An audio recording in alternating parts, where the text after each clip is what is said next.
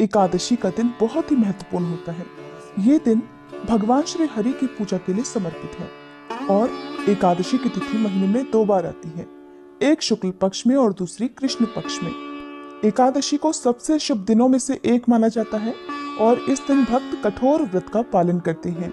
इस व्रत में दशमी तिथि के सूर्यास्त के बाद से अन्न ग्रहण नहीं किया जाता और द्वादशी तिथि को विधि विधान से पूजा करके ही व्रत का पारण शुभ मुहूर्त में किया जाता है। इस बार वरुथनी एकादशी के दिन 3 शुभ योग बन रहे हैं। इस दिन त्रिपुष्कर योग, इंद्र योग और वैधृति योग का निर्माण हो रहा है, जो कि बहुत ही शुभ माना जाता है। त्रिपुष्कर योग की शुरुआत रात 8:38 पर होगी और साथ ही ये 10:07 पर समाप्त हो जाएगा। इसके बाद से इंद्र योग प्रारंभ होगा, जो कि सुबह 11:04 तक रहेगा और इसके बाद में वैधृति योग का निर्माण होगा। एकादशी तिथि प्रारंभ होगी 3 मई शुक्रवार की रात 11:25 से, जिसकी समाप्ति होगी 4 मई शनिवार की रात 8:39 पर।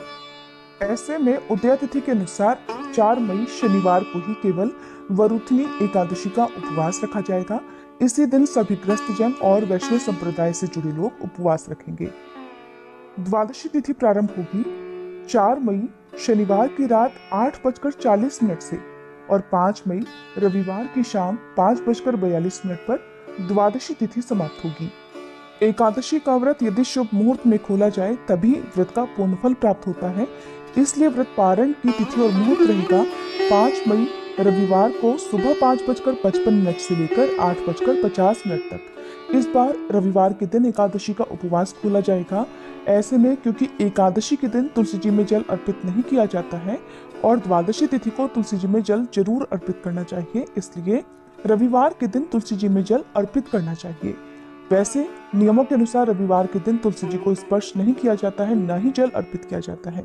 लेकिन गर्मी का मौसम है, ऐसे में 2 दिन तक यदि तुलसी जी में जल अर्पित नहीं किया जाए तो तुलसी जी मुरझा जाएंगी, सूख जाएंगी, जिसका भी दोष लगता है। इसलिए रविवार के दिन आप जल अर्पित कर सकते हैं। एकादशी के नियम एक दिन पहले यानी दशमी तिथि से ही प्रारंभ हो जाते हैं। एक दिन पहले ही स्नान करके शुद्ध भोजन करना चाहिए। दशमी तिथि को भी लहसुन प्याज का सेवन नहीं करना चाहिए। मसूर की दाल का या बैगन का सेवन इस दिन नहीं करना चाहिए। इसके अगले दिन जो वरुथनी एकादशी का दिन होता है, उस दिन सुबह उठकर स्नान ध्यान किया जाता है। अगर आपके आसपास कोई पवित्र नदी हो, तालाब, सरोवर, कुंड हो तो वहां पर आप स्नान कर सकते हैं, या फिर तुलसी जी की जड़ की मिट्टी थोड़ी सी अपने शरीर पर लगाकर भी स्नान किया जा सकता है। इसके बाद भगवान विष्णु की पूजा मंत्रों के साथ करें, साथ ही उपवास रखकर व्रत की कथा पढ़ें या सुने। पूरा दिन भगवान श्री हरि का ध्यान करें और इस दिन आप अपनी सामर्थ्य के अनुसार कुछ न कुछ दान दक्षिणा जरूर दें। एकादशी के दिन चावल का दान नहीं दिया जाता है, लेकिन द्वादशी तिथि को चावल का दान और चावल का सेवन जरूर करना चाहिए। जैसे कि हर व्रत में आपको बताया जाता है कि एकादशी के दिन महिलाओं को सिर से स्नान नहीं करना चाहिए और तुलसी पत्र भी नहीं तोड़ने चाहिए। ये थी आज की वीडियो। अगर आपको जानकारी अच्छी लगी हो तो वीडियो को लाइक करके चैनल को सब्सक्राइब नहीं किया हो तो जरूर कर लीजिएगा।